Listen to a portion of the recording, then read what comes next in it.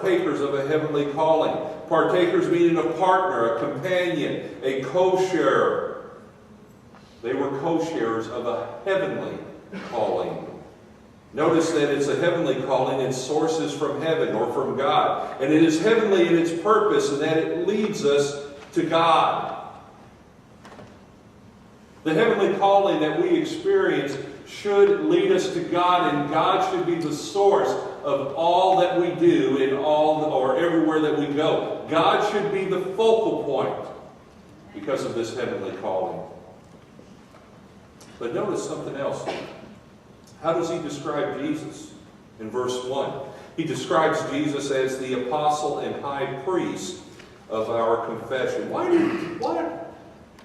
I mean, we understand that the apostles were those who had met with Jesus personally, that there was a particular office of apostle in the first century church. It's no longer valid anymore. But back then, there was an office of apostle for those who had met Jesus and got their commission directly from Jesus. So why is he calling him apostle? Well, as we read through, we know that he's going to compare Jesus to Moses. And if you look back to Exodus chapter 3, you'll also find out that during the burning bush, you remember that incident, Moses had come upon an area of land where he saw that a bush was burning there, and God began to speak to them there. In fact, it was considered a holy place to where God told him to take your sandals off. You were standing on holy ground.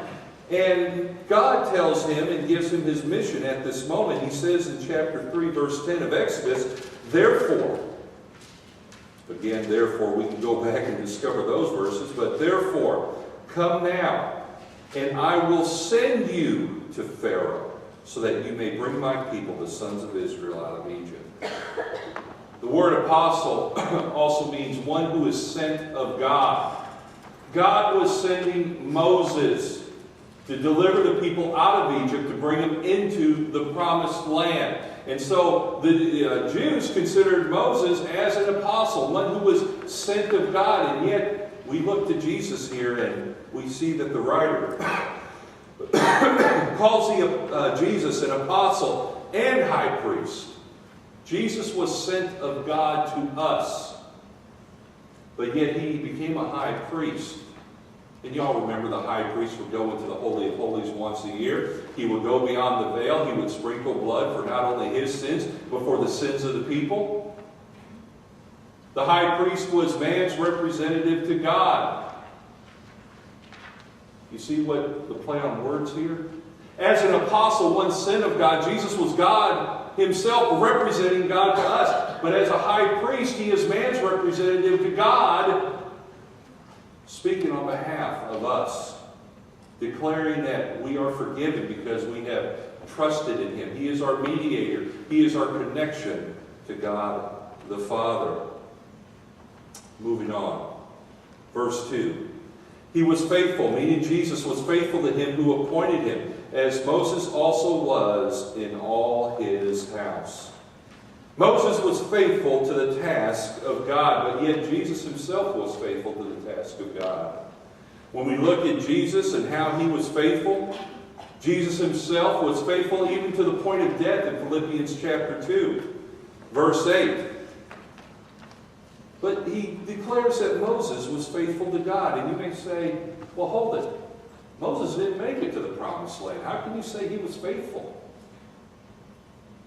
You remember that episode back in Numbers chapter 20? The people of Israel were just bellyaching to Moses about how did God bring us out here? He brought us out here to die, and just bellyache upon bellyache upon bellyache, gripe upon gripe upon gripe.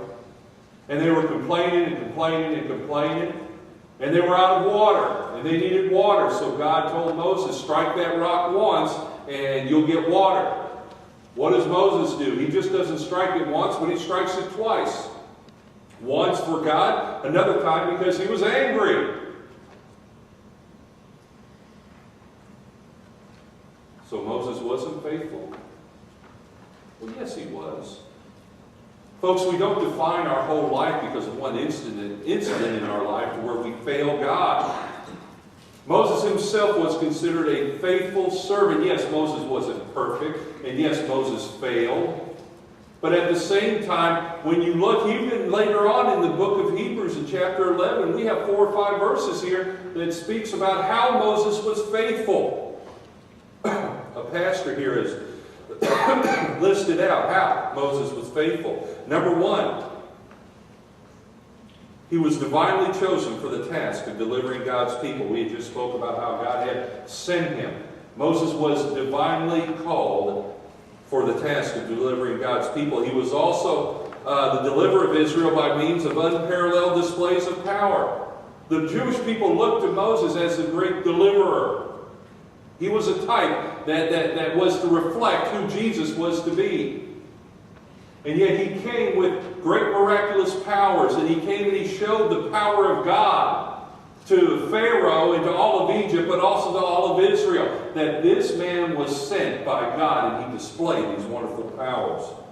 He served as the greatest prophet with whom God communicated directly. We know that even Moses could not look upon God, but yet God still communicated with him directly. We also see that Moses was a great lawgiver of the 10 Commandments to God's people. He also served as Israel's greatest historian. Believe it or not, he wrote down the book of Genesis in those first 5 books. Moses wrote them down. And in spite of all his accomplishments, look at here, Numbers 12:3, Moses was considered more humble than anybody else. Numbers 12:3, now the man Moses was very humble, more than any man who was on the face of the earth. We see that Moses was faithful, Jesus was faithful, but you know what? There's going to come here, as the writer of Hebrews is going to tell us, there's going to be a differentiation between Moses and Jesus. And we see this here, starting in verse 3. It says, he, Jesus, has been counted worthy of more glory than Moses, by just so much as the builder of the house has more honor than the house. We know that we can go to Jesus, and we know that he is the great builder, as the writer of Hebrews has already told us. By him all things were made.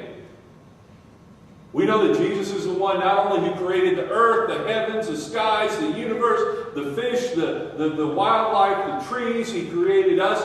But folks, he also created the house of Israel, and now he has created his church. Jesus is the builder. Jesus is the one who put his stamp of his name upon the church itself. That's why we're called a Christian church, because Christ is within the church. For every house is built by someone, but the builder of all things is God. He wanted to show that Jesus was greater than Moses. He wanted to show that, you know what, you guys don't need to go back to your old systems and your old habits and your old ways. You don't need to go back to those things. But you know what? You can go to Christ, because he's the one who has built the house. He's the one who has brought us. He's the author of our salvation, the perfecter of our faith. He is the one who has brought us out of the depths of sin. You can go to Jesus still. In the midst of the troubles that you're experiencing, Christ himself, the great builder, the great master, architect, is still there with us to lead us through whatever we may be going through. Jesus himself is over God's house. Now it also says here in verse 5, now Moses was faithful in his house, and notice what word it uses here. It uses the word servant. Now it's not the typical word that we would think of servant as used in the Greek text, the doulos, slave, servant, something like that. But it's totally different. Therapon is the word. Therapon.